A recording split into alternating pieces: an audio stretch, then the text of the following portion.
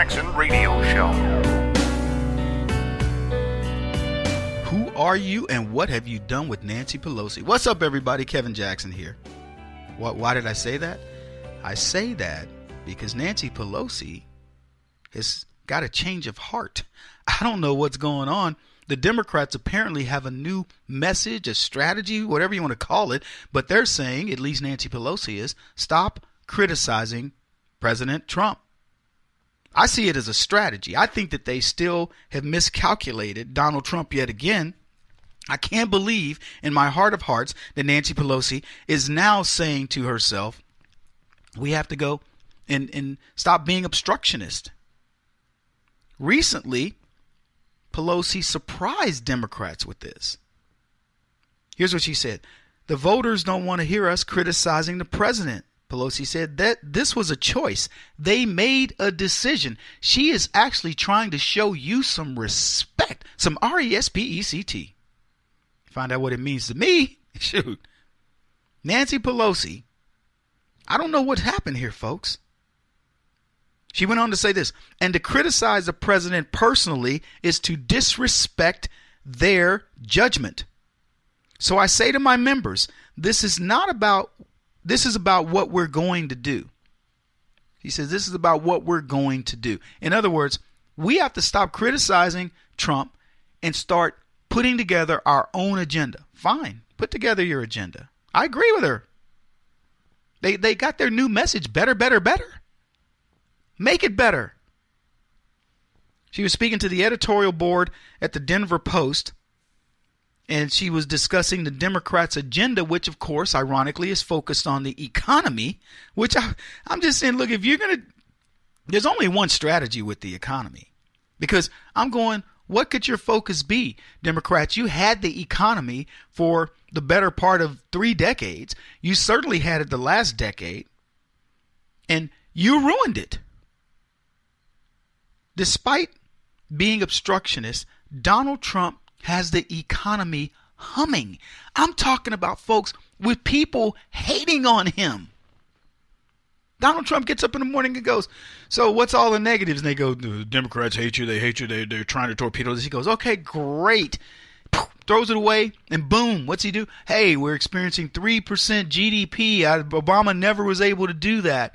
We got unemployment at an all-time low. We're still creating jobs. The economy's robust. It's flirt, and it's not even a joke. It's not even hyperbole in any way, shape, or form. And the media doesn't even cover it. Well, I shouldn't say that. The New York Times admitted that the economy is much better under President Trump than it was under Obama. I saw the article and went, what? They admitted it. CNN reported this. This was back in July. The President Trump has created as many jobs in his first 6 months than Barack Obama created in his last 6 months. Let me translate, folks. Here's the July jobs report. Employers added 1,074,000 jobs during Trump's first 6 months, 4 months in office. That essentially matches the 1,084,000 jobs created during President Obama's last 6 months in office. Both round to 1.1 million, and the 10,000 difference is well within the margin of error of the Labor Department estimates. So in other words, Trump in 6 months has done more than Obama in 8 years. And CNN dare not compare. I double dare them. They dare not compare these presidents' terms equally because, as you've heard come across my little lips, Obama lost 4 million jobs in his first 6 months. So do the math. Extrapolate that Obama lost 4 million jobs in his first 6 months and then supposedly gained 1 million jobs in his last 6 months. So that was his year, bookends. Donald Trump has gained 1 million jobs in his first 6 months. So if you extrapolate that, he's going to gain 100 million jobs or something crazy in his last 6 months. I'm joking, but don't be surprised if Donald Trump consistently gains 1 million jobs a month over the period of his presidency. He's going to have us having to hire little kids. We're going to have to hire your babies. My 10-year-old may have to go to work. I got him signed up. I'll tell you that. I'm just saying, in the first 6 months of inheriting an economic mess, Donald Trump's already turned it around. What do you think's going to happen when these obstructionists leave him alone? Pelosi's comments were made in advance of a meeting she was having. It was titled a Progressive Women's Event. And she weighed in on a lot of different things, including the aftermath of Harvey. And here's what she said. It's too early to judge Trump on his response to tropical storm, it's a hurricane, Harvey. We haven't seen it.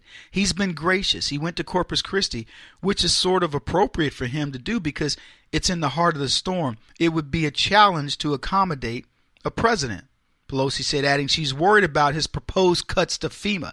So you can see she's not completely lost on who she is, but she's certainly starting to make a turn. She says, you can't do that, meaning cut FEMA. I'm just saying, if you look at this in its totality, Pelosi is doing the biggest mea culpa that's been done in the last 2 years, maybe in the last decade, because they felt like they were winning. But certainly in the last 2 years, this is the biggest mea culpa of a Democrat I've ever seen. In this recent swath of violence that's been committed by Antifa, Pelosi commented on this, and it blew my mind. She condemned them. I think if there's some people who are acting in a violent way, that they should be prosecuted. And I don't care who they are, where they are, whatever organization they belong to. Now, she says this about Antifa. I don't think she means it about Black Lives Matter. But it's a step. It's a step in the right direction. I know it probably shocked a lot of us, and I was, because the Democrats need Antifa. Antifa went too far. He says, you're talking about some individuals. You're not talking about the far left of the Democratic Party. They're not even Democrats. She's a lie. That's why she's condemning them. They're not us. He says a lot of them are socialist or anarchist or whatever. What does she think they are? They're socialist. And many of the Democrats are anarchists, whether they have a label, but they're anarchist. I mean, they can call themselves Democrats or whatever, but they're from the left. See, the left has a great, they are so good at saying, no, the evil part of that is not us. Oh, yeah, it is. You're nothing but evil. And I can prove it. Don't get me talking about black people. She says, violence is by anybody is to be rejected and dealt with, but that's not who we are. Oh, it is who you are. Something is afoot in D.C., everybody. I'm telling you this. I want you to pay attention. Nancy Pelosi has said, stop criticizing the president. Let's go with our agenda. Okay, great. And she's denounced one of her attack dog groups, knowing it's her attack dog group, knowing that they finance Antifa. What next? Will she denounce Black Lives Matter? Will she denounce Al Sharpton, Jesse Jackson, and that ilk? Will she denounce Planned Parenthood? I mean, they're full of surprises these days. But ask yourself why. Antifa has been around for quite some time now. It is the new, harder version of Occupy Wall Street. It's really no different other than they bring weapons and cover their faces. That's why they get mad when they're outed. When they send them up to the police station and they have to, you get a chance to see exactly who they are. You know now who they hang out with. You know who these people are. And Pelosi's denouncing them while asking her members not to criticize President Trump, reserving judgment, and so on. Now, I'm going to tell you right now, I'm not naive enough to believe that the Democrats have had some kind of a change of heart. They haven't. For that to happen, they would need a heart, right? And America knows the devious nature of Democrats because we've dealt with the Clintons. We've had WikiLeaks expose them. We've had the Russian hackers, whoever, they've shown us the ugly inner workings of the Democrat Party, the DNC and all of them, and they don't care about us. But you can't lower your guard. But understand something, folks. Change is happening here. When you have the political industrial complex at your disposal, you've got media, You've got entertainment. You've got social media. The Democrats have it all. The only thing they don't have Congress any longer, and they don't have the presidency. But they had that. Think about it this way. They had every aspect of media except and the political industrial complex, including Congress, in the first 2 years of Barack Obama's presidency, and they lost it all. And since then, it's been creeping away. They lost Congress. They lost media. So now they've got social media. But something's happening here, folks. And I'm telling you, you're going to remember, if you listen to this or go back and listen to this podcast on demand, you're going to remember this conversation I was having with you. Pelosi didn't change her tactics for nothing. Kevin Jackson on the Black Sphere Radio Network. Do you owe back taxes to the IRS or state?